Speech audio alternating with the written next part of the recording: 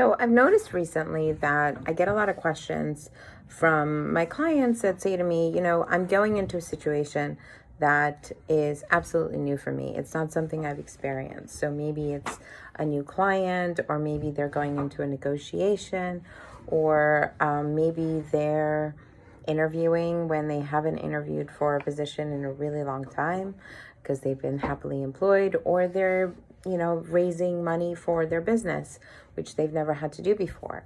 And so, yes, I get it. I get that when you're doing anything new for the first time, it can be scary.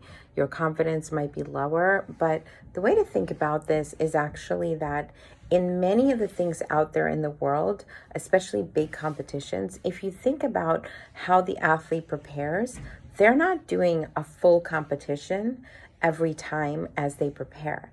They break it down into micro practice sessions. So we can use the example of a marathon runner. Somebody who's training to run 26.2 miles is actually training with much smaller runs. They're also focusing on their diet. They're focusing on building their ability to handle the run. But most of the marathon runners that I know, the first time they complete 26.2 miles is during the marathon. Before that, they have long runs like 15-mile runs, 22-mile runs. Many of them are doing shorter runs throughout the week to build up their stamina, but they're not actually doing 26.2 miles over and over and over again. So that's one way to think about it. Another is to think about, maybe this isn't as relevant for most of you, but it's just the world that I'm familiar with, which is the competitive chess world for little kids. My son is a competitive chess player as a 7-year-old, and he's, as he's building skill and as he's preparing for chess tournaments, he's not actually playing entire chess games over and over and over again. He is jumping in and doing these little chess puzzles that throw him into the middle of a game, and he needs to figure out, can I checkmate here? How do I save my rook? And whatever else. So it's these micro practices.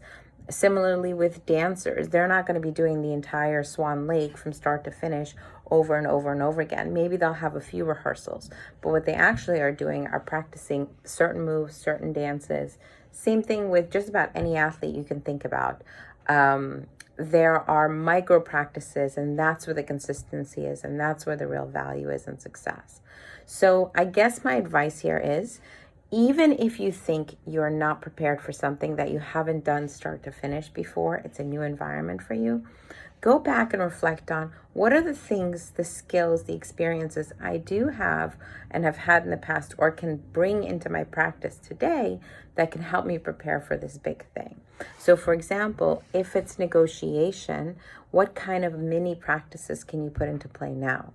Is it challenging someone? Is it asking a question? Is it trying to understand what their motivation is? Can you practice that on a day-to-day basis?